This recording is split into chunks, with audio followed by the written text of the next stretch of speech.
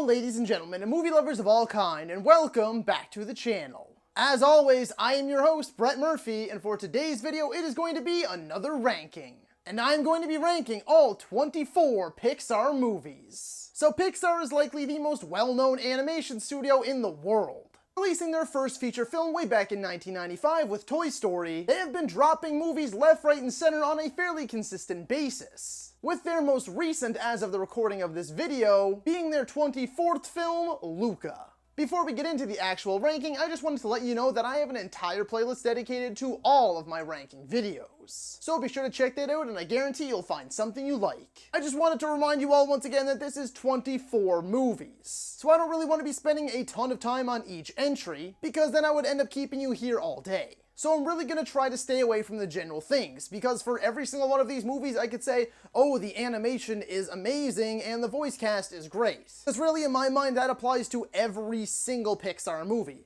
So what I'm really going to try to focus on is the more unique aspects of this movie, the things that I feel make them stick out from the crowd and be seen as individuals. And so, with all that being said, let's hop right into things.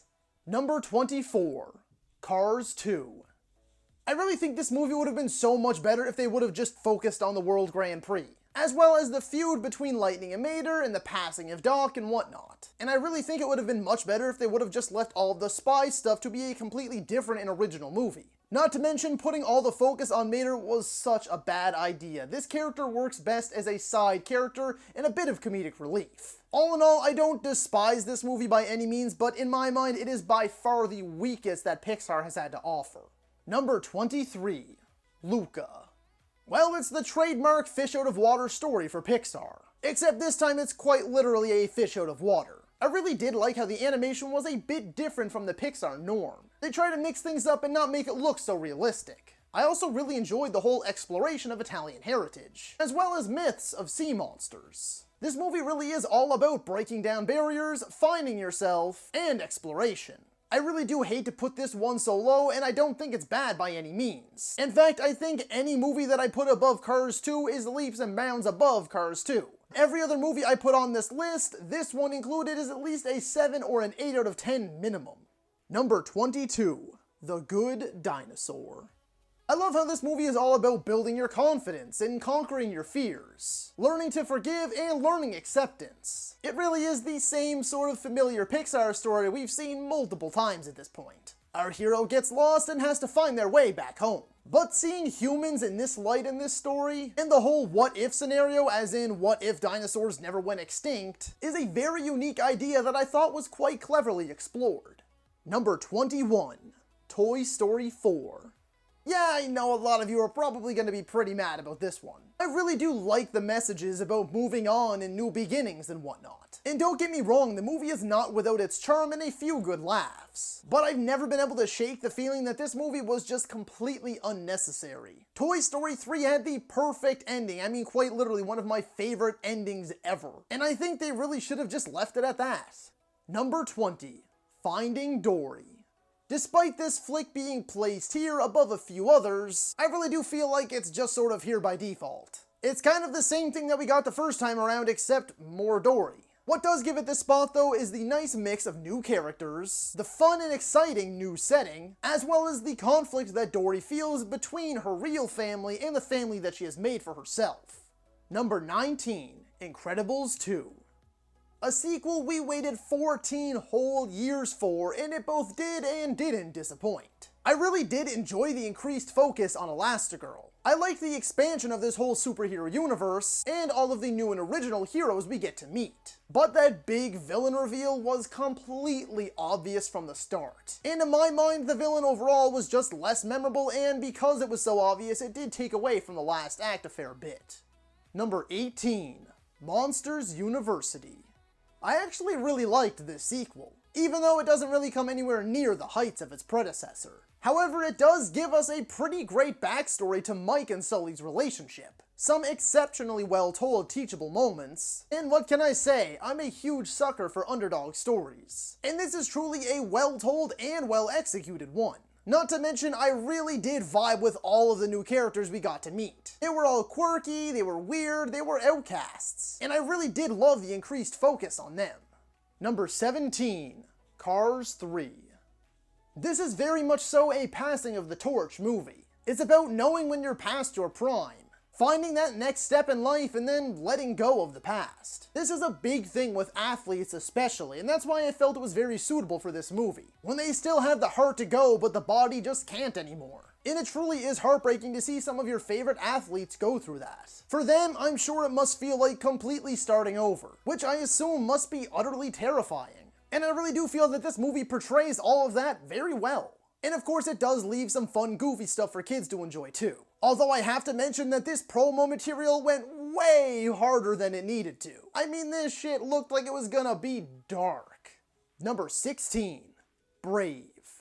I'm actually quite ashamed to say that I only watched Brave very recently, like in order to prepare for this video recently, because I actually really enjoyed it. I loved the slapstick comedy elements, and this movie is full of them. But it all came off very natural and was quite hilarious. I also really dug the exploration of Scottish heritage and folktales. I also really loved how the whole typical damsel in distress trope was flipped completely on its head. It also has a pretty terrifying villain and a beautiful mother-daughter story at its heart.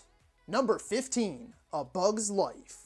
The absolute best part of this movie is its dynamic and colorful cast of characters. Each offers up something entirely different than the others. And I've also always really enjoyed how they twisted everything we know about bugs and insects and turned it into comedy gold. Because when you think about those things like really hard, it's actually quite comical the way these creatures work. And they very much so use that to their advantage. I mean, it's such a simple premise. It's literally just a bug's life. But they really took that idea and ran with it, giving us a funny, compelling, and creative world and tale.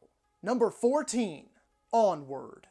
This movie was right up my alley from the get-go. I absolutely love the fantasy genre. So hearing that Pixar was taking on a project like this immediately got me excited. And they really didn't disappoint. I loved those elements and I feel they completely nailed them. But what really got me in the end of this movie was the bond between the two lead brothers. How the loss of their father has affected them, and how despite them being complete polar opposites, they always make up for what the other lacks. And as a big brother myself of 2 siblings, this one really did hit at home.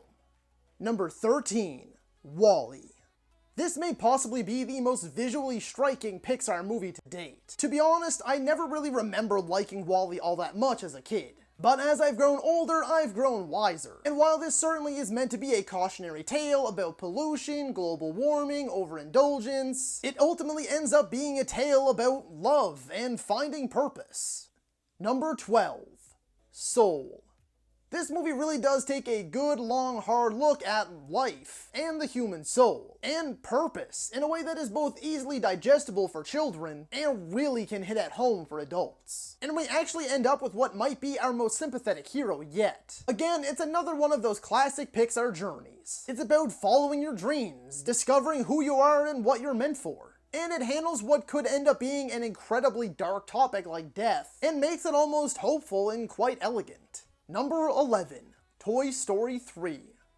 This truly is where the story should have ended, and I already actually did make a video about that about a year ago. Although I don't personally believe it's as strong as its 2 predecessors, I do believe it ended everything on a perfect note. And when I say perfect, I truly do mean perfect. And that honestly should have been the wrap on the franchise there. Again, I loved all the new characters we were introduced to. I love seeing the toys come together for this brand new adventure. The comedy works well, the stakes are higher than ever. It really feels like they wanted it to be the ending, and I think it should have been.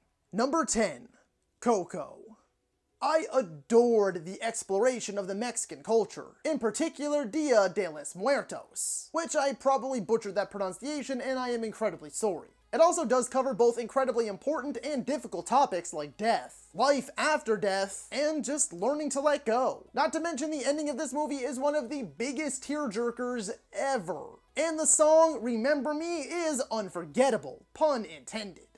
Number 9, Up.